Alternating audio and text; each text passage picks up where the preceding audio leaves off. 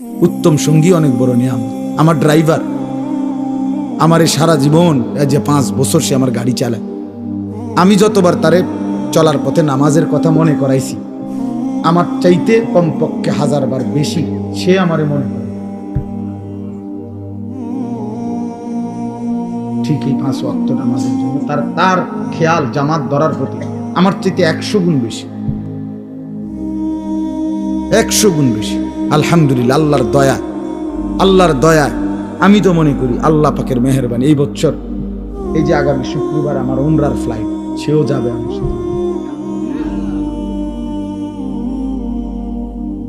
বলছে আমি কেমনে যাবো, আমি কেমনে যাবেন চাইবেন, কেমনে যাবেন আল্লাহ ব্যবস্থা করবো।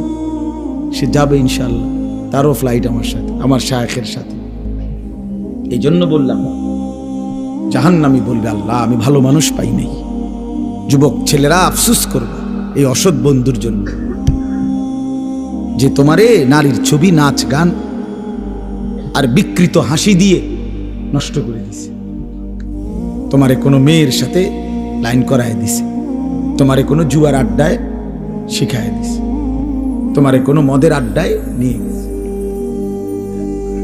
মাথা নোয়াইও না, মাথা নোয়াইলে কি লাভ হবে?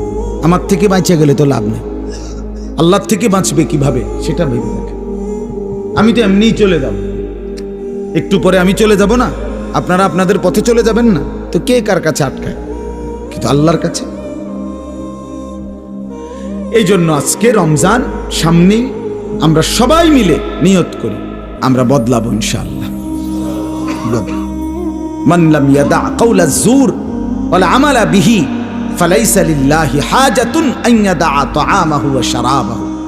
নবী সাল্লাল্লাহু আলাইহি ওয়াসাল্লাম বলেন, যে ব্যক্তি রমজান পেল, রোজা রাখলো, অথচ মিথ্যা কথা, মিথ্যা আচরণ, অন্যায়, অশ্লীলতা, চুরি, ডাকাতি, গুনাহের আচরণ ছাড়তে পারলো না, রাসূল বলেন, হায় নাফরমান, তোমার এই খাদ্য আর পানীয় থেকে বিরত থাকার কোনো প্রয়োজন আল্লাহর কাছে নাই। আল্লাহ ভাতের অভাবে, পানির অভাবে তোমারে রোজা রাখতে বলে নাই, তোমারে জান্নাত দেওয়ার জন্য রোজা রাখতে বলছে।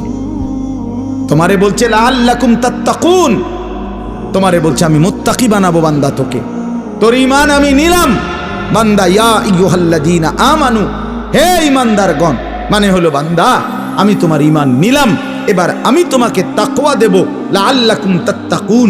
তাইলে মাঝখানে একটা মাস সময় নিলাম, ঈমান তোমার গ্রহণ করলাম, তাকওয়া তোমাকে দেব।